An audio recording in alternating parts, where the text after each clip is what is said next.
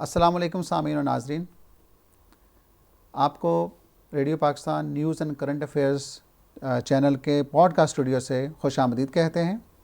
میں ہوں آپ کا ہوسٹ ڈاکٹر رضوان نصیر، اور میرے ساتھ جو دو شخصیات موجود ہیں وہ کسی تعارف کی محتاج نہیں، مسز شمیم شال صاحبہ اور الطاف حسین ونی صاحب۔ ویلکم ٹو دا شو سر۔ شکریہ۔ سامع ناظرین، جو 27 اکتوبر کا معاملہ ہے، یہ دن کشمیر کی تاریخ کا سیاہ ترین دن کہا جاتا ہے۔ اس دن بھارت نے اپنی فوجیں کشمیر میں اتاریں اور بھارت کی غاصبانہ جو کارروائیاں اس نے ان کا آغاز کیا، لیکن سیلوٹ کرتا ہوں کشمیری قوم کو، کشمیری عوام کو، جنہوں نے بھارت کے تمام جو اس نے کارروائیاں کی اس کا بھرپور جواب دیا اور اپنی سٹرگل کو 70 سال تک جاری رکھے ہوئے ہیں۔ میں یہ سمجھتا ہوں کہ جو کشمیریوں کی قربانیاں ہیں، جو کشمیریوں کی سٹرگل ہے، اس کے بارے میں آج ڈسکس ضرور کیا جائے۔ اس کے لیے میں جو شمیم شال صاحبہ آپ سے پہلا سوال کروں گا۔ دیکھیں، 27 اکتوبر بھارت کے ذہن میں کیا تھا کہ وہ یہاں پہ فوجیں بھیجے گا، قبضہ کر لے گا اور بس ختم؟ دیکھیے، بسم اللہ الرحمن الرحیم، بہت شکریہ۔ اگر ہم 1947 کے اکتوبر کے ایپیسوڈ کو دیکھنا، ہمیں سب سے ضروری ہے، ہمیں جو پٹیالہ کے اس وقت کے تھے مہاراجہ، اس کی کورسپونڈنس اور اس کے سارے خطوط اور اس کا مہاراجہ ہری سنگھ کے ساتھ کیا چل رہا تھا، یہ 1947 جنوری سے شروع ہو جاتا ہے۔ اور اس وقت کے جو پرائم منسٹر تھے مقبوضہ ریاست کے اس وقت کے، اس کے ساتھ کی کورسپونڈنس، یہ اچانک نہیں ہوتا ہے کہ یہ جو آج کل ایک مت چلتی ہے، جو ہندوستان پروپیگنڈا کرتا ہے کہ 22 کو یہ ہوا، پھر ہم نے 27 اکتوبر کو وہاں فوجیں بھیج دی ہیں، یہاں سے قبائلی گئی تھی، وہ کچھ نہیں ہے۔ یہ پہلے سے ایک طے شدہ فارمولا تھا۔ کیوں پھر مہاراجہ ہری سنگھ کو انہوں نے دہلی میں روکا؟ یہ ایک بہت بڑا، ہمیں اپنے بچوں کو ہمیشہ یہ پٹیالہ کی جو سیاست ہے، اس کا جو ویژن ہے، اس کی اگر آپ کو یاد ہوگا کہ ابھی پرائم منسٹر مودی نے پارلیمنٹ میں کہا ہے، اگر ہم نے 1947 میں پٹیالہ کے جو یہ مہاراجے تھے، اگر ہم نے ان کو اس وقت پرائم منسٹر بنایا ہوتا تو مقبوضہ کشمیر کا قضیہ ہی نہیں ہوتا۔ گویا وہ جو اس وقت وہ کر رہے تھے، ایک کہانی، ایک سچویشن انہوں نے کریٹ کی اور وہ بہانہ بنایا ہے کہ ہمیں پھر بلایا گیا ہے، مہاراجا نے ہمارے ساتھ ایک ایگریمنٹ کیا ہے، ایک ڈاکومنٹ سائن کیا۔ وہ کچھ نہیں تھا، یہ سارا کچھ شیخ عبداللہ کے زمانے سے شروع ہوتا ہے، جب نیشنل کانفرنس بنائی جاتی ہے، پھر مہاراجہ اور اس کے ساتھ کی جو کورسپونڈنس ہے کہ کس طرح سے ریاست کو یہاں سے پاکستان کا حصہ یا اس کو جو بھی شکل ہے اس سے بچانا ہے، ہندوستان کے پاس یہ رہنا چاہیے، کیونکہ ڈیموگرافی جو ہے کشمیر کی وہ بہت ڈیفرنٹ ہے، اور اس ڈیموگرافی کو سمجھنا بہت ضروری ہے۔ جی شمیم شال صاحبہ، بہت شکریہ، آپ نے جو ابھی یہ تاریخی اعتبار سے جس پہلو پہ روشنی ڈالی ہے۔ الطاف ونی صاحب، آپ کو شامل گفتگو کروں گا۔ دیکھیں، جو کشمیر میں، دیکھیں ایک اور چیز ہمیں ایک انٹرنیشنل سٹرکچر کو سمجھنا ہے۔ اس وقت دنیا ورلڈ وار 2 سے، جنگ عظیم دوم سے باہر آئی اور کولڈ وار کا آغاز شروع ہو گیا۔ جو مینٹیلٹی تھی وہ یہی تھی کہ فوج کے تھرو ہی کام کرنا ہے، قبضے کرنے ہیں یا جو بھی کرنا ہے۔ تو بھارت کی وہی ایک کارروائی کہ اس نے کہا کہ اگر فوج بھیج دیں، اس کے بعد قبضہ کر لیں، اس کے بعد ہم خاموش ہو جائیں، یونائٹڈ نیشنز میں جا کے بھی اس چیز کو بنا لیں، لیکن وہ تمام بیک فائر ہوا، کسی پہ بات نہیں بنی۔ تو اس پہ بارے میں آپ کیا کہیں گے؟ اس ٹائم وہ جو مینٹیلٹی تھی کولڈ وار، وہ کیا وہی آڑے آئی ان کے؟ دیکھیں، اسے شمیم شال صاحبہ نے کہا کہ جو اس کے ایک پیسفل ریزولوشن بھی ہو سکتی تھی، کشمیریوں کی پلیبسائٹ بھی ہو سکتی تھی، یونائٹڈ نیشن نے جو ریزولوشن دی وہ بھی ہو سکتی، تو آپ اس بارے میں کیا کہنا چاہیں گے؟ دیکھیے، بنیادی طور پر آپ نے بجا فرمایا، اور جس طرح میڈم شال نے بھی بتایا کہ اس کے پیچھے ایک بڑی کانسپریسی شامل تھی۔ لیکن کشمیر کی جو مقبوضہ جموں کشمیر یا جموں کشمیر میں ایک آزادی کی تحریک چل رہی تھی مہاراجہ کی شخصی حکومت کے خلاف، اور کشمیری اپنی سیاسی آزادی کے لیے جدوجہد کر رہے تھے، اور جس میں بڑی حد تک انہوں نے کامیابی حاصل بھی کی تھی۔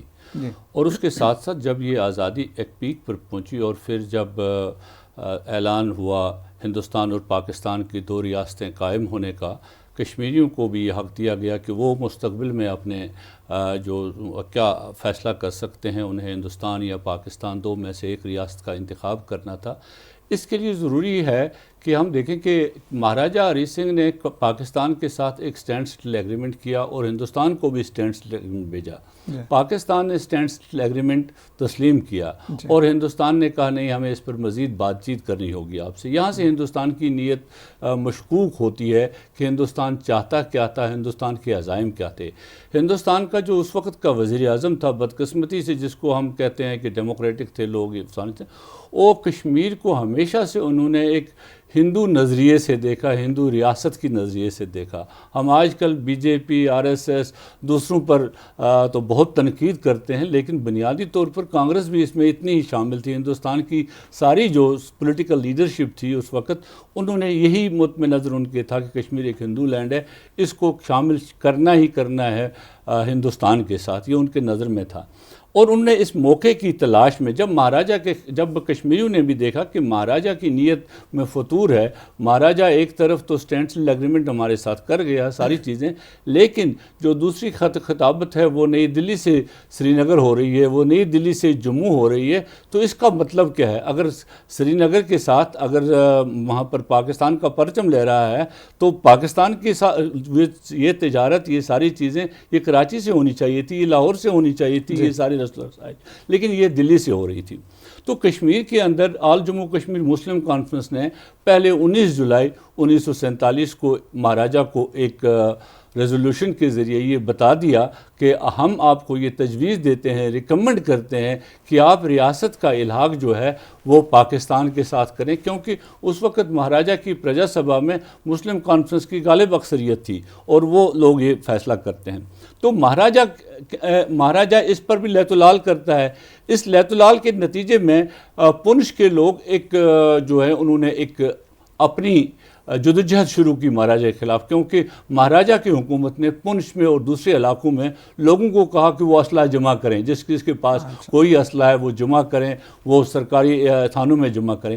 تو اس پر لوگوں نے ریزسٹ کیا، یہ کیا مسئلہ ہے؟ ہندوؤں کو اسلحہ دیا جاتا ہے اور ہم سے اسلحہ لیا جاتا ہے۔ تو لوگوں نے ریزسٹ کیا، اس کے لیے ایک انڈیجنس موومنٹ شروع ہو گئی مہاراجہ کے خلاف۔ مہاراجہ کو کہا گیا کہ کشمیر آپ چھوڑ دیں، اس پہلے سے مہاراجہ کے خلاف کشمیر چھوڑ دو کی ایک تحریک چل رہی تھی۔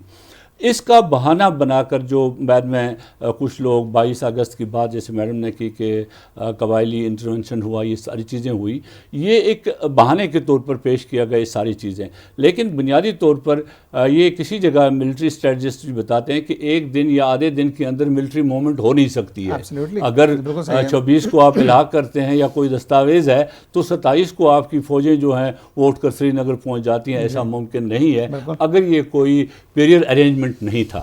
تو اس سے یہ صاف ظاہر ہوتا ہے کہ اس وقت کی تمام تر جو سیاسی جو ہسٹوریکل فیکٹس ہیں کہ مہاراجہ کشمیر سے کب نکلے، جموں کب پہنچے، اور جو دلی سے لوگ آئے جو سری نگر میں مہاراجہ ان کو نہیں ملا، وہ واپس دلی جاتے ہیں، پھر وہ جموں آتے ہیں، تو اس میں 2-3 دن کا فرق آتا ہے۔ لیکن فوجیں جو ہیں 25 تاریخ کو مہاراجہ کشمیر سے نکلتا ہے، لیکن 27 کو فوجیں کشمیر میں آ جاتی ہیں، یعنی اس وقت کوئی جہاز نہیں تھا۔ مہاراجہ جو ہے بائی روڈ جموں جاتے تھے، اس وقت 2 دن لگتے تھے جموں پہنچنے میں بھی۔ تو کب یہ الحاق ہوا، کس وقت ہوا، اور آج تک یہ وہ الحاق کی دستاویز متنازع ہے، اس کو کسی نے ایکسیپٹ نہیں کیا۔ اور یوں جو 2 مملکتیں تو آزاد ہوئی، لیکن کشمیری جو ہے ایک اور غلامی کی زنجیر میں آ گئے۔ مقبوضہ کشمیر کے اندر جو ایک مقبوضہ کشمیر قائم ہوا، ایک خطہ تو پنچ میں جو انڈینس ریزسٹنس شروع ہوئی جو چلی، اس نے ایک خطہ آزاد کیا جسے آزاد کشمیر کہتے ہیں۔ اس لیے یہ دن کشمیر کی تاریخ میں ایک سیاہ ترین دن ہے، گو کہ کشمیر کی تاریخ میں بہت سارے سیاہ ترین دن ہیں، لیکن یہ اس کی ابتدا کرتا ہے 1947 کا جو 27 اکتوبر ہے، کیونکہ اس وقت ہندوستان نے اقوام متحدہ میں جا کر اگرچہ ایک دعویٰ یہ ہے ہندوستان کا کہ الحاق ہم نے کیا ہے، لیکن قانونی طور پر جب آپ ایک مقدمہ لے کر جاتے ہیں، وہی مقدمہ لے کر اب ہم نے الحاق کیا ہے کشمیر کے مہاراجہ نے ہمارے ساتھ، تو کشمیر ہمارے حوالے کیا جائے، پاکستان کو کہا جائے وہاں سے نکل جائے، پاکستان نے فوجیں بھیج دی ہیں، پاکستان نے قبائل بھیج دیے ہیں، لیکن اقوام متحدہ کی سیکورٹی کونسل کہتی ہے کہ نہیں، کشمیر میں استصحاب رائے ہوگا، کشمیر کے لوگ فیصلہ کریں گے کہ کشمیری کیا چاہتے ہیں، اس لیے اس دستاویز کی کوئی قدر نہیں ہے، اہمیت نہیں ہے. دیٹ مینز لیگلی اس دستاویز کو اقوام متحدہ نے تسلیم نہیں کیا، اگر وہ تھی یا نہیں تھی، اس الحاق کو تسلیم نہیں کیا گیا، وہ اس کوئی لیگل الحاق نہیں تھا. اس کے بعد بھی ہندوستان جب کشمیر میں آتا ہے اس وقت وہ کہتا ہے کہ ہم صرف کشمیریوں کی لائف کو پروٹیکٹ کرنے کے لیے آتے ہیں، ان کی ڈگنیٹی کو پروٹیکٹ کرنے آ رہے ہیں، ان کے آنر کو پروٹیکٹ، ان کی پراپرٹیز کو پروٹیکٹ. تو ہم نے 77 سال میں دیکھا کشمیر کی ڈگنیٹی، کشمیر کا آنر، کشمیر کی آئیڈینٹی، کشمیر کی پراپرٹیز کے ساتھ ہندوستان نے کیا کیا، وہ ایک لمبی داستان ہے. اسی داستان کو یوم سیاہ کے طور پر ہم مناتے ہیں. مسز شمیم شال صاحبہ، یہ ایک ایسا وقت تھا جس میں یونائٹڈ نیشنز کو مارچ سے وجود میں آئے چند سال ہوئے تھے. اب مارچ سے وجود میں آنے کے بعد اس کے ایک کندھوں پہ بہت بھاری ذمہ داری تھی کہ دنیا میں امن امان کو قائم رکھنا ہے، دنیا میں جنگ بندی کے لیے اقدامات کرنے ہیں، اور دنیا میں جہاں جہاں سپریشنز ہو رہی ہیں جیسے کشمیریوں کے اوپر فوج مسلط کر دی گئی فوراً. لیکن وہی قرارداد جو بھارت لے کے گیا یونائٹڈ نیشن، جو ان کا کلیم ہے، الطاف ونی صاحب نے اس کا ذکر بھی کیا، اس کے اوپر یونائٹڈ نیشن نے کیٹیگوریکلی ایک سٹیٹمنٹ کر دی کہ نہیں، پلابیسائٹ ہوگا. اب وہ پلابیسائٹ کے اوپر بھی بھارت خاموشی اختیار کر گیا. کیا یونائٹڈ نیشنز یا اقوام متحدہ کے اوپر یہ نہیں تھا کہ اس چیز کو تھوڑا فالو اپ کرتے اور تھوڑا سا پریشرائز کرتے؟ کسی بھی کانفلکٹ کے انیشل فیز میں اس کو ریزالو کرنا زیادہ ایزی ہوتا ہے بنسبت کے اب دیکھیں آج کے دور میں کشمیریوں کی کتنی قربانیاں ہیں، کتنے اسٹیکس ہیں. اب اس چیز کو وہ ریورٹ نہیں کر سکتے. لیکن میں یہ کہنا چاہوں گا کہ کیا اقوام متحدہ نے اپنا کردار صحیح ادا کیا؟ دیکھیے، اقوام متحدہ تو ہمیشہ زیر اثر رہا ہے. دنیا کی جو طاقتور اقوام تھی انہی کے زیر اثر ہے. جو پاورفل کوریڈورز تھے جیسے امریکہ ہے، جو ڈونرز تھے ان کے تو انہی کے زیر اثر رہا ہے. یہی وجہ ہے کہ آج ہم دیکھ رہے ہیں کہ فلسطین کا ایشو ہے یا مقبوضہ جموں کشمیر کی قراردادیں ٹیبل پر موجود ہے، ان پر گاہے بگاہے وہ بات کرتے ہیں لیکن ایکشن کیوں نہیں لیتے ہیں. وہ وہاں پر بھی پابند ہے. اسی طرح سے پیس کیپنگ فوجیں بھیجنے کا، جہاں ظلم ہو، جینوسائیڈ ہو، تو وہاں ان کی فوجیں کیوں نہیں جاتی ہیں؟ ان علاقوں میں کیوں جاتے ہیں جہاں ان کا اپنا انٹرسٹ ہے. جیسے ایسٹ تیمور میں ہم دیکھتے ہیں، ساؤتھ سوڈان میں دیکھتے ہیں کہ وہاں تو وہ فوجیں انہوں نے اپنی بھیجی. لیکن یہاں کیا بات ہے، کیونکہ وہ اس وقت جو دنیا ہے وہ ڈیوائڈ ہو گئی ہے مختلف چیزوں میں، اور اس میں سب سے زیادہ پاورفل جو ہے وہ امریکہ کا جو ساتھی بنا ہے انڈیا، اور اس لیے وہ نہیں چاہتے ہیں کہ ان کے انٹرسٹ کو، کیونکہ آگے چائنا ہے. ہمارا ایشو بہت ہی اس وقت کمپلیٹ کیسی کا شکار ہے. ایک طرف چائنا ہے، ایٹمی قوت ہے، پاکستان ہے، اب رشیا بھی ہے، اب یہاں سے بھارت بھی ہے. ہم ایک طرف سے یہ کہتے ہیں کہ یہ ایٹمی قوتوں کے درمیان کا جو ہے یہ ایک فلیش پوائنٹ ہے، لیکن ان کو زیر اثر رکھنے کے لیے امریکہ کو چاہے کہ چائنا کے ساتھ جو بارگین کرنا ہے اس کے لیے انڈیا کی ضرورت ہے. تو مسئلے کشمیر کو وہ اسی لیے اس طرح کی قرارداد نہیں آتی جیسے ساؤتھ سوڈان میں، حالانکہ واضح قرارداد تھی، لیکن وہ اثر و رسوخ استعمال نہیں کر سکتا ہے، کمزور ہو گیا ہے. اور بار بار جو آج ہم دیکھ رہے ہیں فلسطین پر، انہوں نے کل جو بیان تھا وہ بڑا مذہب کا خیز تھا سیکرٹری جنرل کا، کہ ہم نے جو اسرائیل نے جو ابھی لبنان میں کیا ہے یہ سیاہ الفاظ میں لکھا جائے گا. جو کتابیں ہوں گی اقوام متحدہ کی، ان کتابوں میں لکھا جائے گا یہ سیاہ ترین دور ہے جو اسرائیل اس وقت کر رہا تھا. حالانکہ وہاں ان کی فوجیں ہونی چاہیے تھی، اس کو روکنا چاہیے تھا، لیکن نہیں روک سکتے کیونکہ امریکہ بہادر جس کے ساتھ ہے اسی کے ساتھ ہے. لیکن ایک چیز وہ بھول جاتے ہیں کہ جب ایک قوم کسی چیز کا فیصلہ کرتی ہے، اس سے پہلے یہ کہا جاتا تھا 1947 سے پہلے کہ برطانیہ کا سورج تو غروب ہی نہیں ہوتا ہے. ان کے تو جو ابھی بھی ہم دیکھتے ہیں جو کامن ویلتھ کنٹریز ہیں ان کی تعداد 27 سے زیادہ ہے جہاں پر وہ راج کر رہے تھے، لیکن سکڑ کے وہ اب برطانیہ تک ہی پہنچ گئے ہیں. اسی لیے قدرت کا جو نظام ہے وہ زیادہ دیر تک اس نظام کو برداشت نہیں کرتا ہے جو لوگوں نے وضع کیا ہے. لیکن کندھوں پر اگر ذمہ داری ہے، دوسری طرف سے ہم دیکھ رہے ہیں اسی اقوام متحدہ کے یونائٹڈ نیشنز کی جو دوسری شاخ ہے جس کو ہم کہتے ہیں انسانی حقوق کا جو کونسل ہے، اس میں انہوں نے لائی ہیں بڑی جامع رپورٹس لائی ہیں 2018-19 میں، لیکن ان جامع رپورٹس پر بھی کوئی عمل درآمد نہیں ہو رہا ہے کیونکہ بھارت اجازت کسی کو نہیں دیتا ہے، نہ انٹرنیشنل جو فیکٹ فائنڈنگ مشنز نہیں بھیج سکتے ہیں، نہ وہاں پر انڈیپینڈنٹ کوئی جا سکتا ہے وہاں پر انکوائری کرنے کے لیے. जो करना चाहे था अक़वाम मुत्तहिदा को वो नहीं करता। हम देखते हैं माइट इज़ राइट, जिसके पास ताकत है, और इस वक्त पॉलिटिकल ताकत से ज़्यादा इकोनॉमिक पावर ज़्यादा करता है, बन गई है। वजह है एक दुनिया में कि वो जिसके पास इकोनॉमिक पावर है वही इस वक्त ज़्यादा आगे बढ़ रहा है। तो मेरे ख़्याल में कश्मीरियों के साथ भी इस वक्त सबसे ज़्यादा ज़रूरत इस बात की है कि हमें इस मुल्क को, जो हमारा वकील है, फ़रीक है, हालांकि हम देख रहे हैं कि एक तरफ से अगर इंडिया है, दूसरी तरफ से कश्मीरी है, और सबसे स्ट्रॉन्ग जो हमें इस वक्त मिला है सपोर्ट वो पाकिस्तान की तरफ से मिला है, न कि फ़रीक की हैसियत से, वकील की हैसियत से। हम उन पर भारी जिम्मेदारी आयद होती है कि अगर ये मजबूत होगा, मुस्तकम होगा, इकोनॉमिकली स्ट्रॉन्ग होगा, तो हमारा केस ज़्यादा अच्छी तरह से हम पेश कर सकेंगे।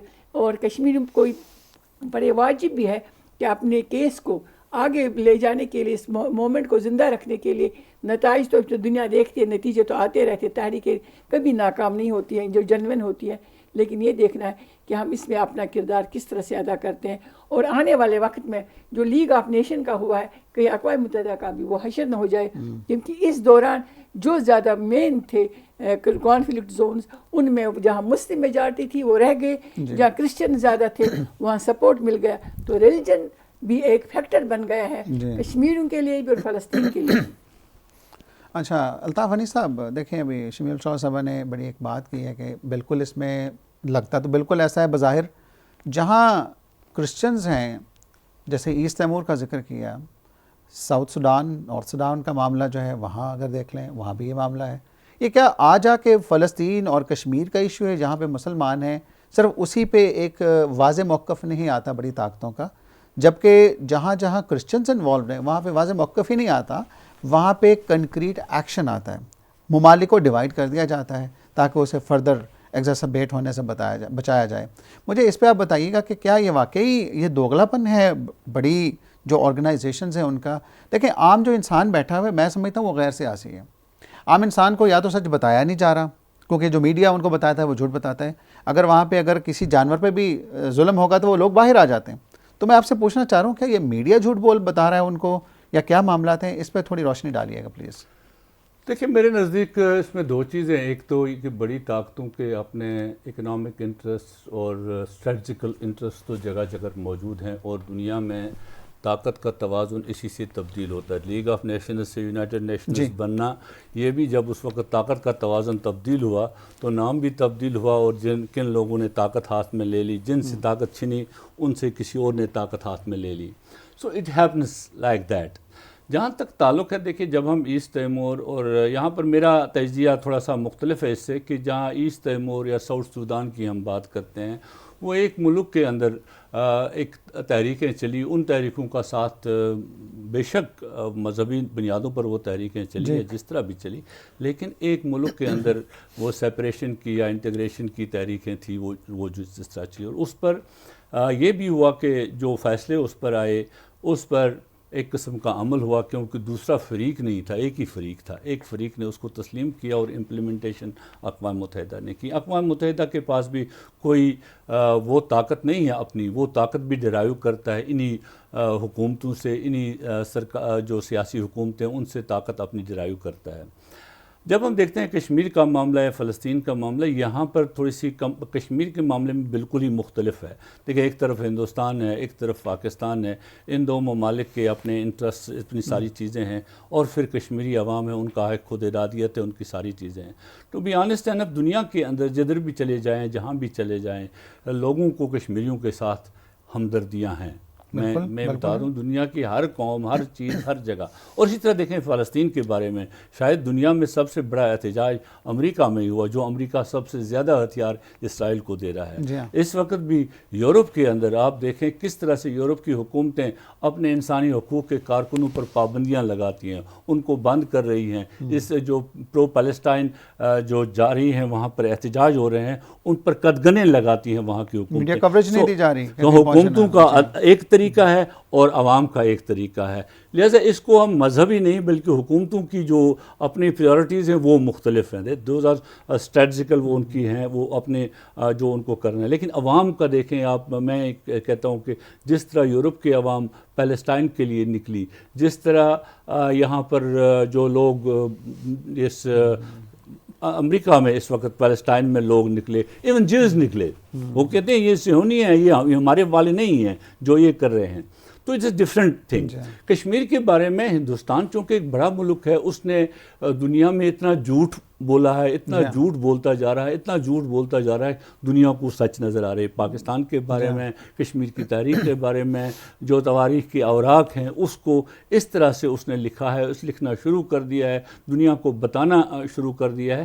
اور اس چیز کو کاؤنٹر کرنے کے لیے آپ کو اسی طرح کی جو ہے ایک اسٹریٹجی، ایک طاقت، ایک مہم چاہیے ہوگی اس کو ختم کرنے کے لیے. الحمدللہ میں یہ کہوں گا اتنی تمام تر کمزوریوں کے باوجود جو چیزیں ہیں دنیا کے اندر، دنیا ریکگنائز کرتی ہے. اس وقت آج صبح ہی میں پڑھ رہا تھا، دنیا کے جو اس وقت بھی بڑے کرائسس کے جو حصے ہیں اس میں کشمیر ان میں ایک ٹاپ کے کرائسس ہے، جہاں فلسطین ہے، جہاں غزہ والا معاملہ اس وقت ہے، جہاں دوسرے مسائل ہیں، افغانستان ہے، وہاں کشمیر بھی ایک اہم مسئلہ ہے. اور اس میں اس بات کا آج کی بات کر رہا ہوں، وہ کہتا ہے جو کشمیر میں الیکشن ہوئے، ابھی جو حال ہی میں نام نہاد الیکشن وہاں پر ہوئے، جو بھی چیزیں ہوئی، یہ بلکہ ایگریویٹ کریں گی وہاں کی سچویشن کو، یہ اس کو ٹھیک نہیں کریں گی. یہ کرائسس گروپ کہتا ہے، انٹرنیشنل کرائسس گروپ یہ کہتا ہے، یہ میں نہیں کہتا ہوں.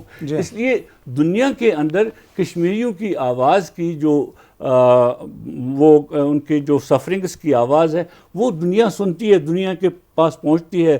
دنیا کی انسانی حقوق کی تنظیمیں، دنیا کے جو تھنک ٹینکس ہیں وہ اس پر بات کرتی ہیں. انفارچونیٹلی حکومتوں کا، جیسے محترمہ شال صاحبہ کہہ رہی تھی کہ حکومتوں کے اپنے جو اقتصادی تعلقات ہندوستان کے ساتھ ہیں، ان کے اسٹریٹجیکل تعلقات ہندوستان کے ساتھ ہیں، وہ ان کو آڑے آتی ہیں اور اس لیے وہ وہاں چپ سادھ لیتے ہیں. لیکن ایسا نہیں ہے، میں یہاں پر یہ بھی کہوں گا ایسا بھی نہیں ہے کہ ٹوٹلی خاموشی ہے. بیہائنڈ دا سینز جو بھی چیزیں ہوتی ہیں حکومتیں ان کو کہتی ہیں. میں آپ کو یہاں پر یہ بتاؤں، مجھے پچھلی دفعہ اقوام متحدہ کے جو انسانی حقوق کمشنر ہیں ان کے ساتھ اچانک ایک ملاقات کا شرف حاصل ہوا. چل رہے تھے، ہم نے ان کو روکا، بات کی ان کے ساتھ.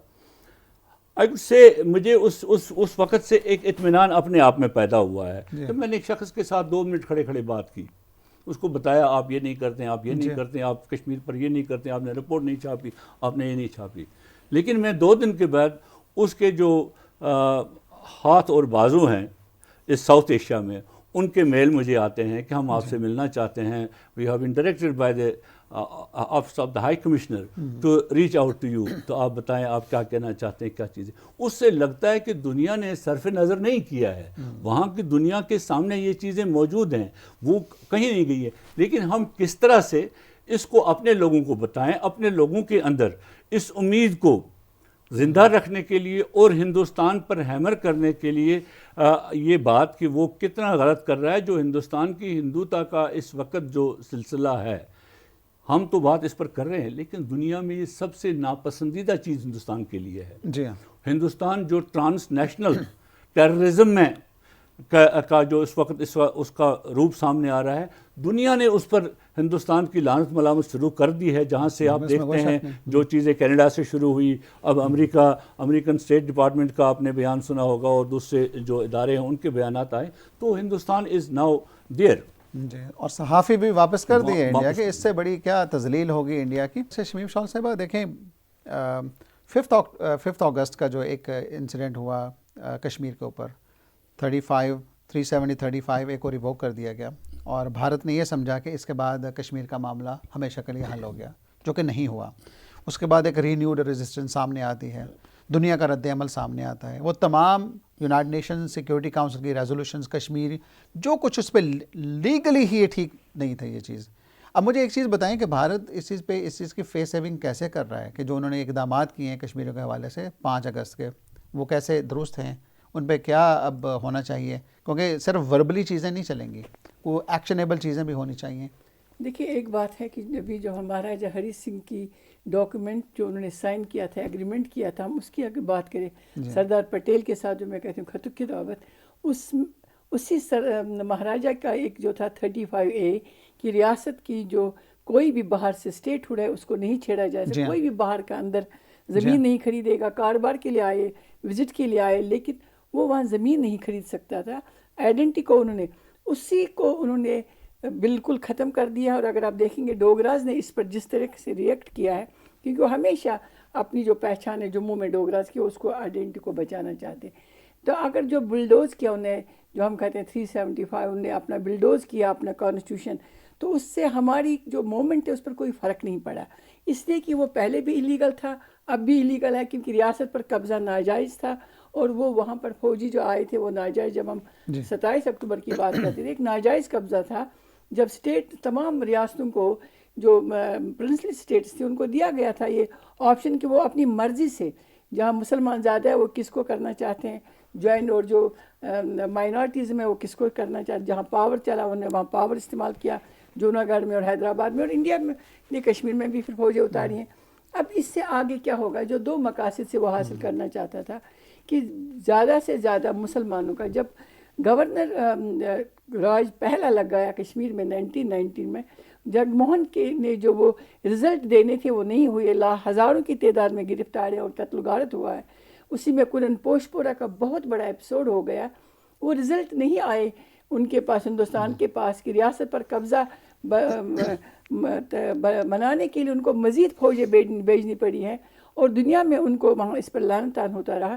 تو انہوں نے ڈائریکٹلی وہاں اپنی وہ شناخت جو تھی، یہاں سے جو کہتے ہیں پشاور سے جو لوگ گئے تھے جموں میں، جن کو کہتے ہیں کہ انہوں نے وہاں پر ریفیوج لیا تھا، ان کو بسانے کا ایک بنایا، ہزاروں کی تعداد میں انہوں نے وہاں پر ان کو ڈومیسائلز دے دیے.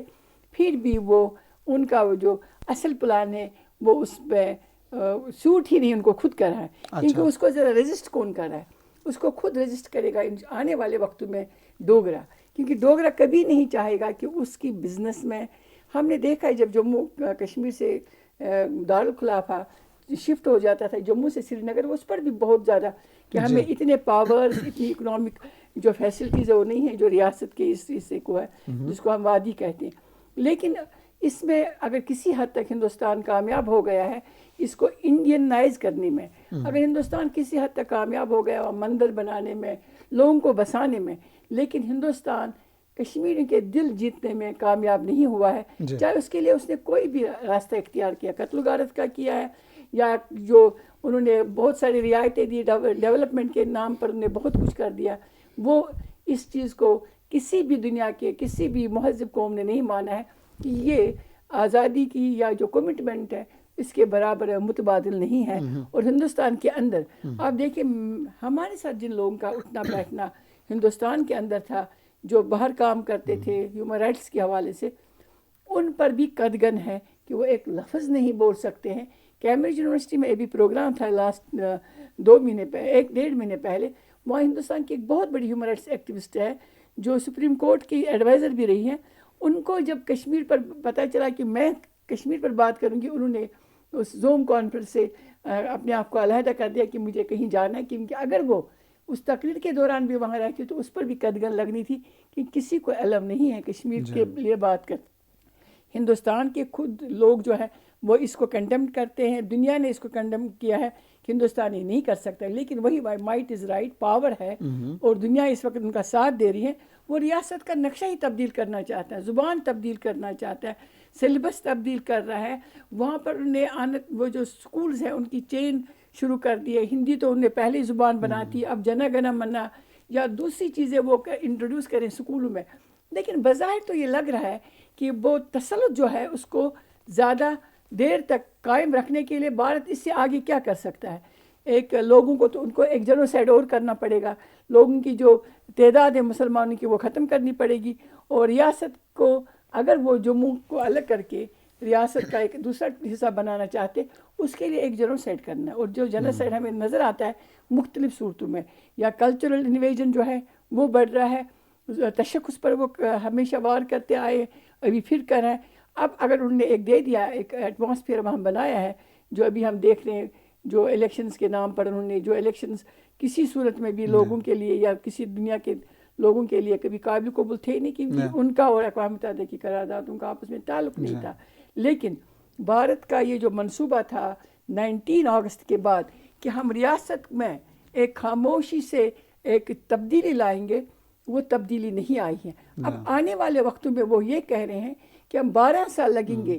جو یہ جنریشن ہے جو اس دوران پیدا ہوئی، جنہوں نے برہان وانی جیسے لوگ پیدا کیے، جی جنہوں نے سوشل میڈیا کو بہت ایکٹیو کیا ہے، جنہوں نے دنیا کے سامنے لیگلی پیسفلی ایک کشمیر کا جو یہ مقدمہ ہے رکھا ہے، جس میں کوئی گن، جس میں کوئی چیز استعمال نہیں ہوئی ہے، ایک پیسفل پروٹیکٹ وہ جو ہے انہیں کیا ہے، پروجیکٹ کیا کشمیر کو. لیکن اس سے بھی ہندوستان کو جو خطرات تھے وہ اب سامنے آ رہے ہیں. جو نئی نسل ہے وہ ان کو دور رکھنا چاہتے ہیں. دور رکھنا ہے اس مومنٹ سے دو ہی چیزیں ہیں، برین واش تو کر نہیں سکتے ہیں، جی ہاں میموریز آف واش نہیں کر سکتے ہیں، یا تو ان کو ہندوستان میں لے کے جانا ہے جیسے 90s میں ہوا. جو یتیم بچے تھے ہزاروں کی تعداد میں ہندوستان میں بھیجے گئے تعلیم کے نام پر، پتہ نہیں چلا وہ اس ہیومن ٹریفکنگ میں وہ کہاں پر وہ جو ٹریفکنگ ہوئی وہ کہاں استعمال ہوئی ہے، جن کا ابھی تک کوئی ویئر اباؤٹس نہیں ہے ہمارے پاس. لیکن اب جو یہ 2019 کا جو ایپیسوڈ ہے، یہ بھارت کو خود ہی ایک وقت آئے گا، اس کے لیے ایک درد سر بن جائے گا. کیونکہ کتنی دیر تک آپ لوگوں کو ڈیوائیڈ کرتے جائیں گے. اس میں جو خدشات ہیں ہمارے لیے دو ہیں. ایک یہ ہے کہ جب آپ بڑی تعداد میں ہندوستانیوں کو بسائیں گے کشمیر میں، آؤٹ سائڈرز کو، یہ پاسبل ہی نہیں ہے کہ وہ کامن ہندوستانی ہے، وہ بی جے پی کے RSS کے ہی لوگ ہوں گے اور ان کو ہتھیار دیا جائے گا. پھر اسی طرح سے منظم طریقے سے کشمیر کے اندر کمیونل رائٹس کیے جائیں گے، جیسے گجرات میں ہوئے، جیسے احمد آباد میں ہوئے، جہاں ہب تھا، اکنامک ہب تھا مسلمانوں کا احمد آباد، جہاں سٹیل کی انڈسٹری بہت مشہور ہوا کرتی تھی کسی زمانے میں، وہ انہیں تتر بتر کر دیا اس اکانومی کو. گجرات میں آپ دیکھ لیں کیا ہوا ہے. یہی خدشہ ہے کہ کمیونل رائٹس ہو جائیں گے، آمنے سامنے ہندوؤں اور مسلمانوں کو لایا جائے گا. وہ ایک جو ایٹماسفیئر ہے ہارمنی کا، ریلیجس ہارمنی کا، اس کو خطرہ ہے. اس سے ہمیں لوگوں کو آگاہ کرنا بہت ضروری ہے. باقی جو بھی تبدیلی ہے یہ دنیا تسلیم نہیں کرتی ہے. ہمیں صرف یہ ہے کہ ہمیں اپنا ڈپلومیٹک جو کوریڈورز ہے، ایگریسو ڈپلومیسی کی طرف جانا ہے. پہلے بھی میں نے بتایا ہمارا جو فریق ہے اس کی ڈپلومیسی چلے گی. کشمیریوں کی جو اپنی ڈپلومیسی ہے، کشمیریوں کا جو اپنا قضیہ ہے، ان کو اپنے ہاتھ میں لے کے خود اپنے کاز کو آگے بڑھانا ہے. شمیم شال صاحبہ نے جہاں اپنا ایک آرگومنٹ کنکلوڈ کیا اس میں ڈپلومیسی کا ذکر کیا. الطاف حسین ونی صاحب، جو بھارت کی ڈپلومیسی ہے، سفارتکاری، اس کی بیس ہے چناکیہ کی فلسفی کے اوپر. اور ارتھ شاسترا کو اگر اسٹڈی کیا جائے اس میں ڈسیپشن، دھوکہ، فاکسی چالیں چلنا، دنیا میں جو دغا بازیاں ہیں وہ کھیلنا، لوگوں کو جو ہے بیک سٹیبنگ کرنا، اس طرح کی چیزیں ہیں کہ اپنے انٹرسٹ کے لیے دوسروں کو قربان کر دینا. میں یہ سمجھتا ہوں یہ تو چیزیں واضح نظر آ رہی ہیں. اس کے حوالے سے آپ کیا کہیں گے جو ابھی بھارت کی سفارتکاری بھی ہے، اور اس میں ایک چیز کا اور بھی آپ کا آرگومنٹ چاہوں گا، جو ابھی ریسنٹلی ایک ڈھونگ رچایا گیا ہے الیکشن کا بھارت میں، نریندر مودی کی جو سبکی ہوئی ہے ہمیشہ سے مینج کرنے کی کشمیر کے الیکشن کو، انجینئر کرنے کی، اس کے اوپر آپ کے کیا خیالات ہیں؟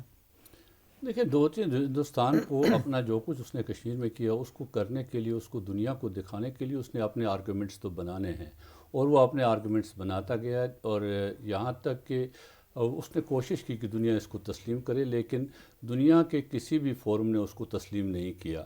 اور دنیا میں اس وقت بھی کشمیر ایک متنازع علاقہ ہے، کشمیر کی ایک متنازع حیثیت ہے. جہاں تک ان الیکشنز کی بات ہے، دیکھیں 10 سال گزرنے کے بعد ایک الیکشن کیا گیا. یہ کوئی پہلا الیکشن ہندوستان میں نہیں، یہ ہندوستان نے مقبوضہ کشمیر کے اندر 13واں الیکشن کرایا. اگر الیکشنز کرانے سے مسئلے حل ہوتے تو کب کے حل ہوئے ہوتے. اب جو کہ بی جے پی نے 5 اگست 2019 کو کیا تھا، اس کا مقصد ہی تھا ایک تو آبادی کا تناسب تبدیل کرنا، اور پھر ایک ہندو چیف منسٹر کشمیر میں انسٹال کرنا، جس کے لیے انہیں ڈیلیمیٹیشن کی کشمیر کی. انہوں نے اسمبلی سیگمنٹس اس طرح سے ترتیب دیے تاکہ زیادہ سے زیادہ ان کے لوگ اسمبلی میں آ جائیں، جس میں انہوں نے ایسے 31 اسمبلی سیگمنٹس بنائے تھے جہاں ہندو میجارٹی بنائی تھی انہوں نے، تاکہ 31 ڈائریکٹ آ جائیں ہندو. اور پھر انہوں نے پیر پنچال اور دوسرے علاقوں میں، ایسے جگہوں میں، اور جموں میں، اور جو ہمارا ڈوڑا کشتواڑ والا علاقہ تھا، وہاں پر انجینئرنگ اس طرح سے کی تھی تاکہ گوجروں کو اور پہاڑیوں کو جو سٹیٹس دیا تھا شیڈول کاسٹ اور شیڈول ٹرائب کا، وہ ہمیں ووٹ دیں گے، وہ 5-8 اسمبلی سیگمنٹس اور ایڈ کریں تو وی ول ریچ آؤٹ ٹو 41. اور 5 جو ہے نا گورنر کو اختیار ہے وہ دے دے گا، اور 2-5 جو مقبوضہ کشمیر سے وہ آزاد امیدوار جو ان کے الائز تھے وہ کامیاب ہو کر وہ حکومت بنائیں گے. لیکن کشمیری کے سامنے 2 چیلنج تھے، اور کشمیریوں نے بڑی ہوشیاری کے ساتھ، بڑی ذہانت کے ساتھ بی جے پی کی اس جو چیلنج تھا اس کو قبول کرتے ہوئے ان کو شکست فاش کر دی. اور یہ ہوا کہ وہ اس اپنی چیز میں ناکام ہو گئے وہ کرنے میں. یہ تو اپنی جگہ ہے، لیکن اس الیکشن کی حیثیت جو اقوام متحدہ کے قوانین کے تحت اس کی حیثیت ایک لوکل سیلف گورنمنٹ کی تو ہے، لیکن حق خود ارادیت کا نعم البدل یہ نہیں ہے. یہ مودی بھی جانتے ہیں، دنیا جانتی ہے، اور ہم بھی جانتے ہیں، اور ہم نے اسی چیز پر ہمارے جو بیانیہ وہ یہی ہے کہ یہ الیکشن نعم البدل نہیں ہے، اور کشمیر کے لوگوں نے بھی کہا یہ نعم البدل نہیں ہو سکتا ہے، اور جس طرح کا منڈیٹ آیا اس منڈیٹ نے بھی بتایا یہ نعم البدل نہیں ہو سکتا ہے.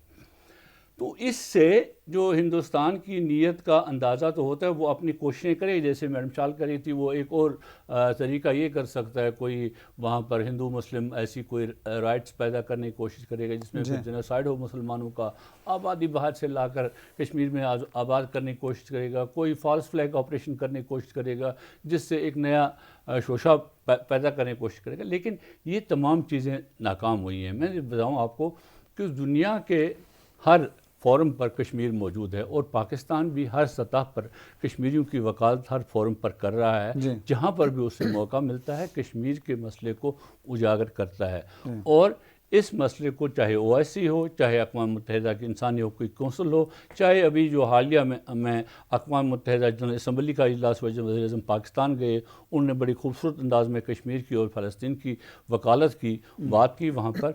یہ چیزیں جو ہیں یہ ہی ہندوستان کے راستے کی رکاوٹ ہیں، اور جو کشمیریوں نے اس وقت وہاں فیصلہ کیا وہ بھی ایک خاص رکاوٹ ہے. ہندوستان کے بڑھتے ہوئے قدم جو کشمیر میں ہیں ان کو انڈینائز کرنے کے اس کے بڑے قدم ہیں. اس لیے ہندوستان اپنے مقاصد میں چاہے وہ کچھ بھی کرے، ہمیں 70 سال ہو گئے اس کو بھگتتے ہوئے، وہ اپنے نتائج میں کامیاب نہیں ہو سکتا. شمیم شوق صاحبہ، پاکستان کی جو ڈپلومیٹک سپورٹ ہے کشمیر کے لیے، پاکستان دنیا میں سب سے بڑا ایڈوکیٹ ہے کشمیریوں کا، کشمیریوں کے حقوق کا، اور کون سا ایسا فورم نہیں ہے جہاں پہ پاکستان نے آواز نہ اٹھائی. ابھی الطاف حسین ونی صاحب نے ذکر بھی کر دیا، اس میں یونائٹڈ نیشنز کے پلیٹ فارم پہ وزیر اعظم صاحب نے ذکر کیا، OIC کے پلیٹ فارم پہ پاکستان نے ہمیشہ عرب کنٹریز کی سپورٹ مانگی.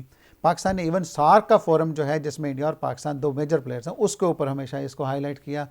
میں یہ سمجھتا ہوں کہ کون سا ایسا پلیٹ فارم نہیں جس پہ ابھی مجھے تھوڑا سا اس پہ روشنی ڈالیے گا اس بات پہ کہ اتنی بڑی سپورٹ کے باوجود پاکستان کی کیا ایسے جو چیزیں ہیں، کیا ایسے ایلیمنٹس ہیں جن کی وجہ سے ابھی تک کشمیر اپنے مسئلے کی طرف بڑھ نہیں رہا؟ اس میں کیا ایسی چیزیں ہونی چاہیے کہ اس میں آہستہ آہستہ جو پاکستان کی سپورٹ ہے اس کا دیگر سپورٹ شامل ہو جائے، یا آہستہ آہستہ اپنے حل کی طرف جو چل پڑے؟ دیکھیے 2 چیزیں بہت اہم ہیں اس معاملے میں. تحریکوں کے لیے کوئی وقت مقرر نہیں ہوتا ہے کہ ہمیں اس لمیٹڈ ٹائم میں ہمیں یہاں سے یہاں تک چلنا ہے. اس کے لیے ایک لمبی عمر ہوتی ہے، ایک لمبی تاریخ ہوتی ہے، لیکن کنسسٹنسی بہت ضروری ہے. بہت خوبصورت بات کی کنسسٹنسی. ایک چیز ہے مقبوضہ جموں کشمیر کی قیادت کو بھی سمجھنا چاہیے، پاکستان کی قیادت کو بھی یہ مد نظر رکھنا چاہیے کہ جب تک اس میں جو یہاں کی پالیسیز ہیں وہ ایک پرماننٹ فورم جو ہے ان کا پارلیمنٹ ہے، اگر وہاں پر ایک مستقل کشمیر پالیسی اپنائی جائے جس میں کہیں رد و بدل نہ ہو، جس میں کہیں فارمولے نہ آئے، جس میں کہیں بیک ڈور اور چینل 2 اور 3 ڈپلومیسی نہ ہو، جس میں ایک آؤٹ رائٹلی جیسے انڈیا نے کیا. انڈیا نے سب سے دیکھیے دشمن سے سیکھنا چاہے. ہم بہت کہتے ہیں ہندوستان بہت طاقتور ہے، بہت بڑا ملک ہے، ان کی بڑی جمہوریت ہے، تو ہم نے دیکھا ہے نا 32 سال سے بھگت کون رہے؟ کشمیری بھگت رہے نا.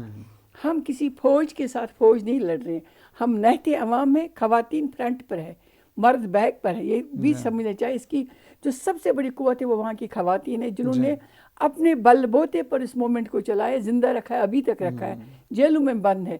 اگر وہ طاقت ان کے ساتھ نہیں ہوتی تو کوئی بچہ گھر سے باہر نہیں نکلتا، کوئی مرد اس طرح گھر نہیں چھوڑ سکتا تھا. جس طرح سے والدین کو جب چھوڑا ہے نا ایسے لوگوں نے، بچوں نے، جیسے وانی صاحب بیٹھے ہیں، تو اگر ایک ماں روکتی اپنے بچے کا راستہ، جب اس نے خدا حافظ محبت سے کہا تو وہ تحریک کی ایک محبت تھی. تو یہ یاد رکھنا چاہیے تحریکوں میں جو اتار چڑھا وہ اپنی جگہ ہے، لیکن دشمن کو سمجھنا بہت ضروری ہے اور سیکھنا بھی ضروری ہے. ہندوستان نے ہمیشہ ٹائم کنزیومنگ پالیسی اپنائی ہے. جب اسے موقع ملا ہے کہ مجھے بات چیت کرنی ہے، اس نے دنیا کو اپنے ساتھ ملا لیا جی ہم بات چیت کریں گے، لیکن بات چیت میں کوئی نتیجہ نہیں نکلتا تھا.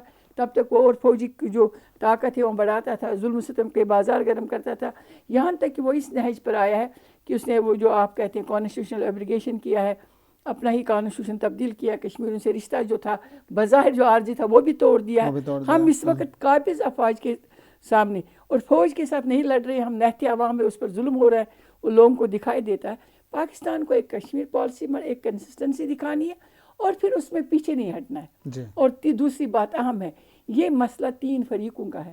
یہ انڈیا, پاکستان, پہلا فریق کشمیری, تینوں کو مل کے بیٹھنا پڑے گا, کیونکہ نیگوشیٹنگ ٹیبل وہ چیز ہے جہاں پر آپ نے مسئلہ آخر میں حل کرنا ہے, قتل و غارت خون خرابے کے بغیر بھی. تو اس کے لیے تیاری بہت ضروری ہے.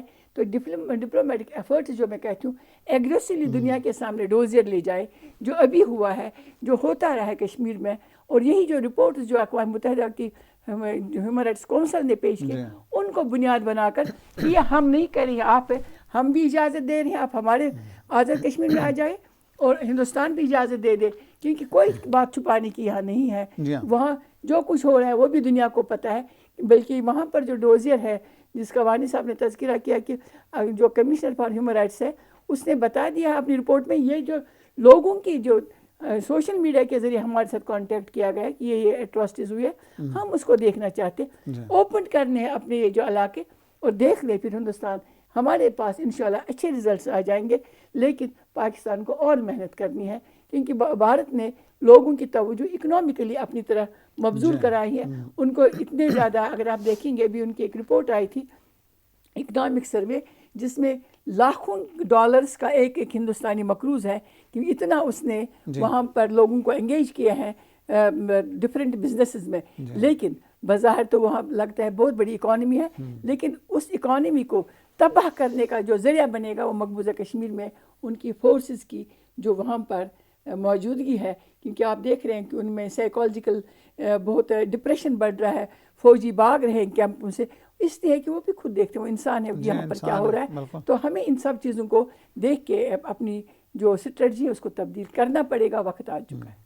الطاف صاحب دیکھیں, جو بات ہو رہی ہے سوشل میڈیا کا ذکر کیا میڈم شمیم شال صاحبہ نے. سوشل میڈیا ایک ایسا ٹول ہے آج کے دور میں کہ یہاں سے ایک ویڈیو وائرل ہوتی ہے, اس پہ دنیا کے بڑے بڑے جو پالیسی میکرز ہیں اس پہ ایکشن لے لیتے ہیں. اور بہت سارے ممالک نے اپنے لیے امیگریشن کھول دی ان ریفیوجیز کے لیے جو سمندروں میں ڈوب رہے تھے اپنے ممالک میں, جہاں انہیں خانہ جنگی چل رہی تھی چھوڑ کے آگے. یہ کشمیر ہی کیوں آئسولیٹڈ ایشو بن گیا دنیا کے لیے؟ اس پہ دیکھیں آج سوشل میڈیا کے دور میں جو ظلم و استبداد ہو رہا ہے اس کی ویڈیوز پوری دنیا کو پہنچتی ہیں. اسے یا تو پروپیگنڈا کہہ کے خاموشی کروا دیا جاتا ہے یا اے آئی جنریٹڈ کہہ کے خاموش کروا دیا جاتا ہے. اس پہ آپ کیا کہنا چاہیں گے کہ بھارت کی اس پروپیگنڈا کیمپین کو, مشینری کو کیسے کاؤنٹر کیا جا سکتا ہے؟ دیکھیے 2 چیزیں ہیں. ایک تو پہلے کشمیر کے اندر سوشل میڈیا انڈر سرولنس ہے, اس پر بھارت کی 32 ایجنسیاں جو ہیں وہ اس کو ہر ایک سوشل میڈیا یوزر کو اس کی سرولنس کرتے ہیں. آپ کو یہ پتہ ہونا چاہیے دنیا کا longest internet shut down Kashmir کے اندر. آپ کو یہ پتہ ہونا چاہیے کہ ابھی 200 کے قریب سرکاری ملازمین نوکریوں سے برطرف کیے گئے because of using the internet. یہ جو انہوں نے سوشل میڈیا اپلوڈ, کبھی انہوں نے آپ کے ٹویٹ کو یا آپ کے فیس بک پوسٹ کو لائک کیا, for that purpose they have been shunt out from the job. یہ وجوہات ہیں. اور پھر تیسری بات ہے کہ انٹرنیشنل میڈیا کی رسائی کشمیر تک نہیں ہے. آپ نے بات کر رہے تھے, ہم اکثر بات کرتے ہیں غزہ کی یا فلسطین اور کشمیر کی. فلسطین کا ایک ممبر پارلیمنٹ پچھلے دنوں کشمیر آیا, وہ فلسطین کی حکومت نے بھیجا تھا ہندوستان میں جو مسلم لیڈرز ہیں ان کو ملنے کے لیے, تاکہ ہندوستان کی حکومت کو بتایا جائے کہ وہ اسرائیل کو ہتھیار نہ دے. تو وہ مقبوضہ کشمیر آیا فاروق عبداللہ کو ملنے کے لیے. فاروق عبداللہ کا مجھے آپ سے ملنا, اس نے کہا ادھر آ جائیں, میں دلی نہیں. تو انہوں نے وہاں پر جب کشمیر کا حال دیکھ کر اس نے کسی دوست کو یہ بتایا کہ مجھے کشمیر کو دیکھ کر ترس آیا, کیونکہ ہم فلسطینی تو یہ تو جنگ ابھی غزہ کی, یہ تو اپنی جنگ, یہ تو ایک قسم کی جنگ ہے, یہ چل رہی ہے. لیکن فلسطین کی ہمیں ایک چیک پوسٹ کراس کرنی پڑتی ہے, اس کے بعد ہمارا اپنا علاقہ ہے. تو کشمیر میں تو ہر جگہ چیک پوسٹ ہی check post. You live in a very dangerous situation. اور آپ کس طرح سے یہ مومنٹ کو چلاتے ہیں؟ پھر دیکھیں نا, فلسطین کے ہر پتھر کے نیچے ایک جرنلسٹ ہے جو رپورٹ کرتا ہے. کشمیر کے اندر وہ نہیں ہے. رپورٹنگ کا کشمیری بچے رپورٹ کرتے ہیں تو جیل میں چلے جاتے ہیں, باہر کا جرنلسٹ ہے نہیں. تو کشمیری کے لیے بڑا مشکل ہے. دنیا کا سب سے کم reported, least reported conflict Kashmir ہے.